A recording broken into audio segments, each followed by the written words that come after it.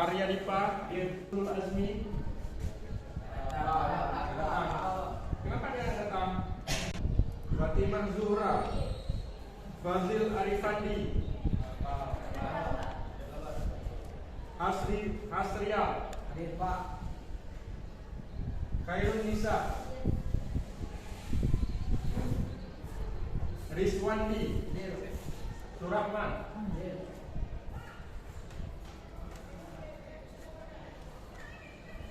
Oke, tolong dirapikan tas-tasnya yang masih ada di atas meja, jangan ada lagi di atas meja. Dirapikan tempat duduknya semuanya.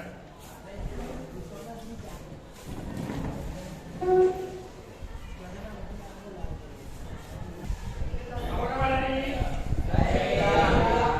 Alhamdulillah. Semoga kita terus diberikan kesehatan oleh Allah Subhanahu wa taala, bisa berpikir yang lebih bijak, lebih kritis, dilembutkan hatinya oleh Allah Subhanahu wa taala sehingga kita dapat menerima kebaikan dari segala.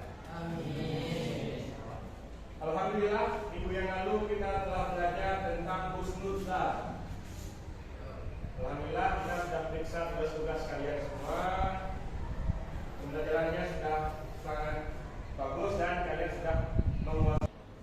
Ada yang ingin bertanya tentang sholat jenazah?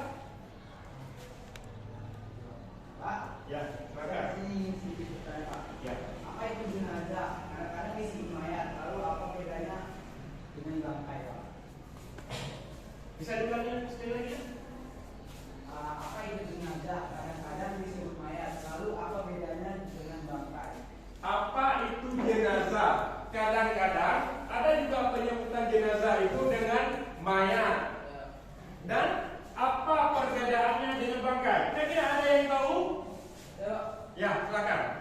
Jenazah adalah jasad atau tubuh atau rangka manusia yang sudah meninggal atau keluar ruh dari jasadnya. Biasanya jenazah disebut mayat. Dan sedangkan bangkai adalah makhluk yang mati tidak sesuai proses penyembelihan secara syariah, dan itu tidak hanya berlaku kepada binatang. Alhamdulillah, luar biasa sekali, pertanyaan yang luar biasa dan jawabannya juga luar biasa. Nah, sekarang kita sudah mengetahui sedikit banyaknya tentang jenazah. Jenazah yaitu ruh yang ada pada jasad kita, karena ada dua konsep di dalam jasad kita ini. Ada ruh, ada rawan. Ruh dan rawan. Ruh, jika seseorang keluar ruh dari jasadnya, maka orang tersebut dikatakan dengan meninggal. Jika seseorang keluar rawannya dari tubuhnya, seseorang itu akan tertidur. Seperti kawan kita tadi di belakang. Dia tertidur. Tertidurnya kenapa? Karena rawan yang ada pada tubuhnya itu telah keluar, bermain-main dia. Setelah dia kembali, maka kita akan terbangun kembali. Alhamdulillah, materi kali ini kalian sudah ada sedikit bayangan. Mungkin ada pertanyaan yang lain? Oke, silakan. Bagaimana jika korban kecelakaan atau ledakan yang jasadnya tidak ada lagi? Bagaimana korban kecelakaan atau jasadnya tidak ditemukan atau tidak ada lagi atau hilang? Ada yang tahu kira-kira apa jawabannya? Ya, silakan. Jika masih ada organ atau potongan tubuh, maka dikumpulkan lalu disolatkan. Jika tidak, maka bila dapat melakukan lebih jauh. Luar biasa pertanyaan, jawaban dan pertanyaannya. Berikan pesan dulu.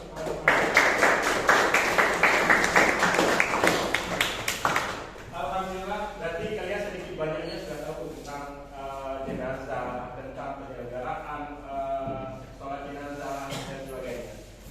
Akan kita lanjuti kepada konsep-konsep sholat jenazah yang dalam tujuan pembelajaran kita ingin bahwa kalian semua dapat menyelenggarakan sholat jenazah itu dari proses pemandian, menggafani, mensolatkan, lalu menguburkan. Itu yang diharapkan dalam tujuan pembelajaran penyelenggaraan sholat jenazah. Jadi untuk itu sebelum kita belajar lebih lanjut, Bapak akan beberapa video. Yang video ini nantinya akan membawa kita sampai ke proses penyelenggaraan sholat jenazah sampai dengan menguburkan. Kita akan saksikan videonya.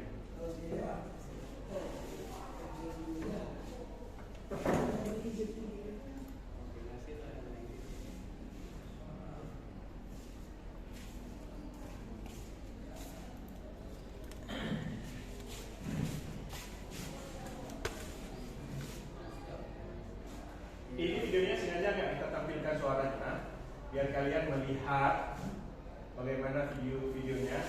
Nanti kalian akan kita bagikan, akan Bapak bagikan 4 kelompok setelah tayangan video ini, supaya kalian nanti bisa berdiskusi apa hasil dari pengamatan kalian setelah menonton video ini.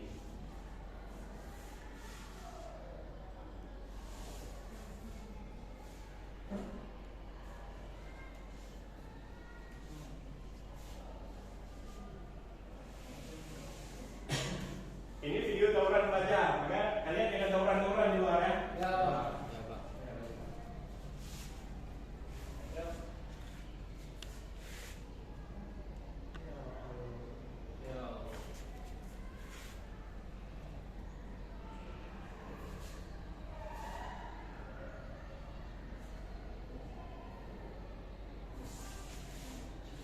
Ini tuh apa? Deluri. Ada beberapa waktu yang lalu yang kejadian di tempat tinggal ini. Ada yang dianiaya tuh anak SMP ya? SMP apa SMP? SMP ya. Kalian yang samping ini ya. Allahu Akbar. Allahumma ighfir lahu warhamhu wa'afihi wa'fu anhu. Allahu Akbar. Allahumma la tahrimna ajrahu wa la taftinna ba'dahu. Assalamualaikum warahmatullahi. Assalamualaikum warahmatullahi. Daya sudah ada gambaran tentang sholat jenazah? Sudah.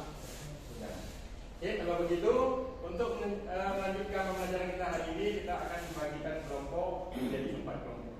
Yang cewek buat 1 kelompok, yang cowok buat 3 kelompok. Oke, silakan.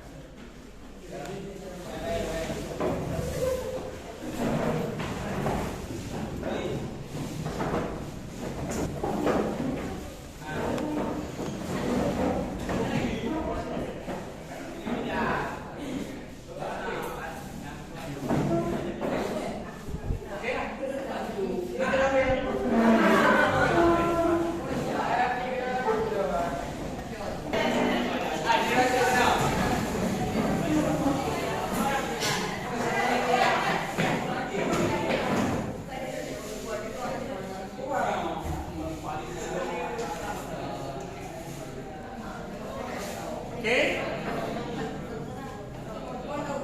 kita masuki kepada materi pembelajaran kita.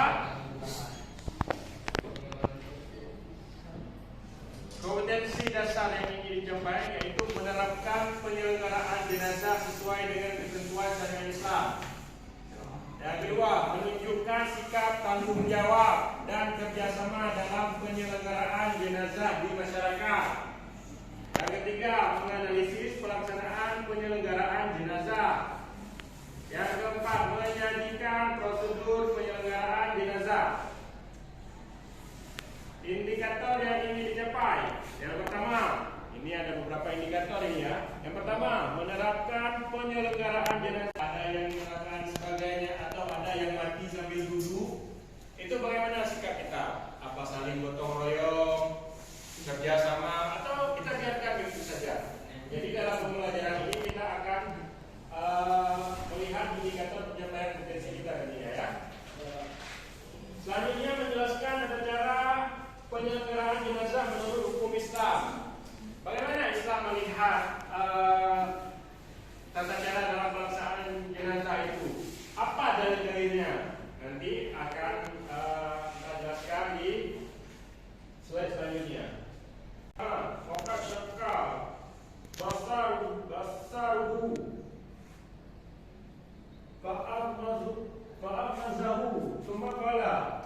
inna ruha iza kubiza tabi'uhu basar. Rasulullah SAW ketika mendatangi Abu Salamah yang telah meninggal, ketika itu kedua matanya terbuka, maka Nabi SAW pun memejamkan kedua mata Abu Salamah dan bersabda, sesungguhnya bila ruh telah dicabut, maka pandangan matanya bagi dunia.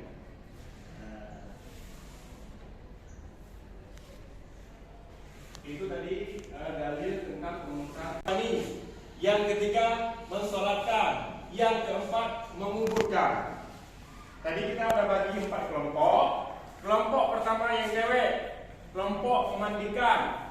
Kelompok yang kedua yang di belakang, kelompok mengkafani. Kemudian yang ketiga kelompok mensolatkan. Yang keempat kelompok menguburkan. Jadi 1 memandikan, 2 mengkafani, 3 mensolatkan, dan 4 menguburkan. Sekarang kalian boleh cari di Google, ada apa? Boleh cari di Google, boleh cari di internet tentang konsep memandikan jenazah untuk kelompok 1, konsep mengkafani untuk kelompok 2, konsep mensolatkan untuk kelompok 3, dan konsep menguburkan sampai selesai untuk kelompok 4. Ditulis di selembar kertas, nanti kertasnya akan kita kumpulkan. Poin yang pertama, kalian harus cari tahu konsep menguburkan jenazah. Kalau yang kelompok menguburkan jenazah, udah tahu konsepnya, bagaimana caranya, kapan menguburkan jenazah, apa doanya. Kelompok 4. Ya, itu untuk kelompok 4. Untuk kelompok 3 mensolatkan. Bagaimana tata cara sholat jenazah? Itu karena panjang, ikut saja. Untuk kelompok mengkafani, bagaimana proses mengkafani jenazah laki-laki dan jenazah perempuan? Untuk kelompok memandikan, karena ini cewek, bagaimana proses memandikan jenazah perempuan? Oke, silakan dikerjakan. Boleh cari di internet.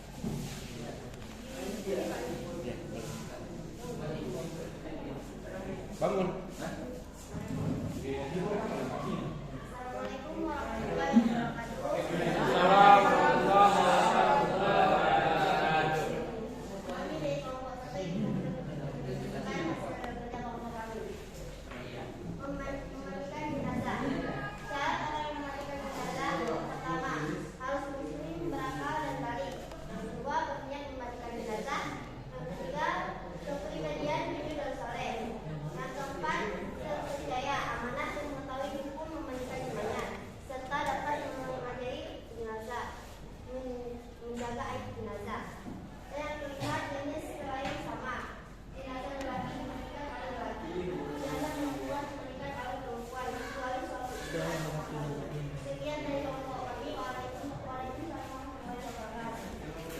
tangan untuk kelompok satu. Oke, selanjutnya kelompok dua. Sedikit lagi. Kelompok tiga sudah siap? Oke, kita lanjut dengan kelompok tiga.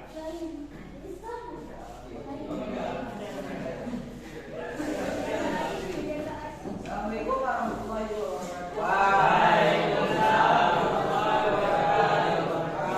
Juga ingin mempresentasikan apa itu tata cara memandikan sholat jenazah laki-laki.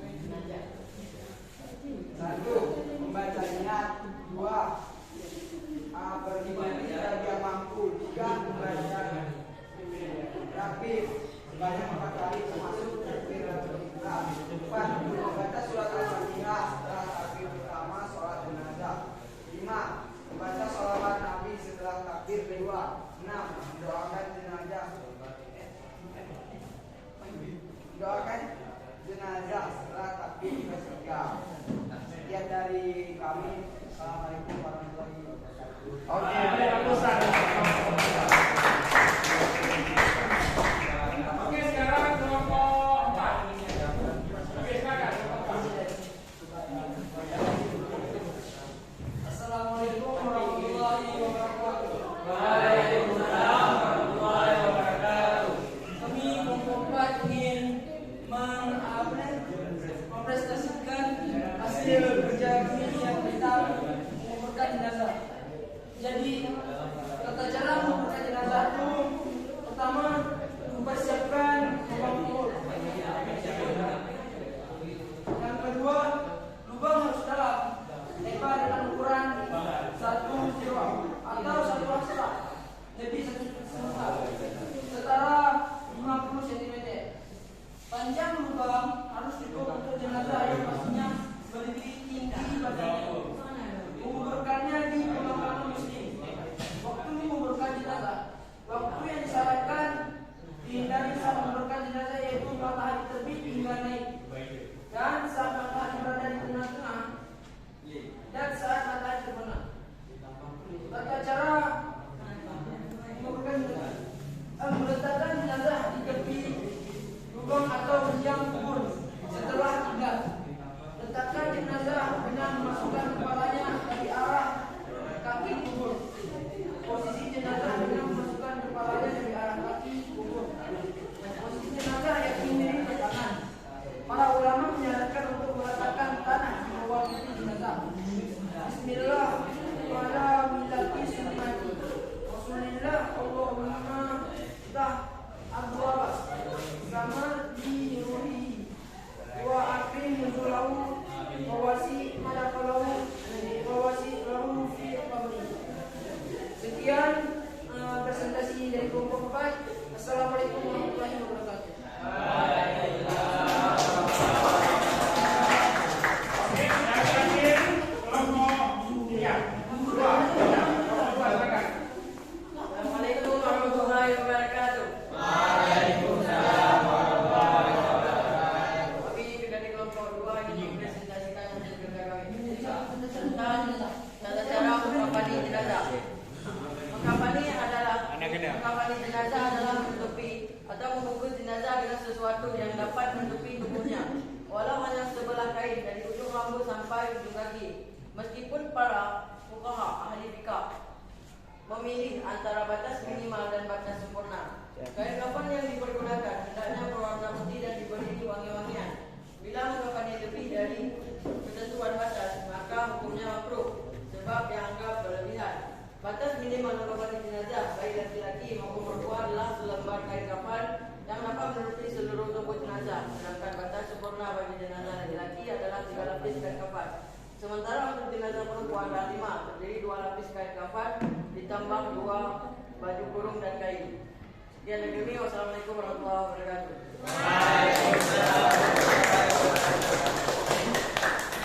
Alhamdulillah, terima kasih atas diskusinya. Semoga apa yang didiskusikan tidak hanya tertulis di kertas, namun ada manfaatnya bagi kelompok itu sendiri dan bagi teman-teman yang lain. Jadi untuk pembelajaran pertemuan pertama kita adain sampai di sini. Pertemuan di depan nanti akan kita praktekkan sholat jenazah beserta doa-doanya. Harapan Bapak untuk pertemuan selanjutnya kalian sudah bisa membaca doa sholat jenazah, karena sholat jenazah itu ada 4 takbir. Takbir pertama, kedua, ketiga, dan keempat. Takbir yang pertama apa kita bacakan? Surah Al-Fatihah. Takbir yang kedua, salawat. Takbir yang ketiga, doa. Takbir yang keempat, doa. Doa itu silakan dipelajari di rumah, dihafal. Pertemuan ke depan akan kita praktekkan satu-satu ke depan, insyaallah. Jadi demikian untuk pembelajaran hari ini. Bagaimana rasanya belajar seperti ini? Bahagia. Alhamdulillah. Nanti ke depan akan kita lanjutkan dengan model dan metode yang lain, insyaallah. Akhirul kalam, kita bacakan hamdalah. Alhamdulillah. Terima kasih atas perhatian. Mohon maaf atas segala kekurangan. Semoga kalian dalam keadaan sehat selalu. Wassalamualaikum warahmatullahi wabarakatuh.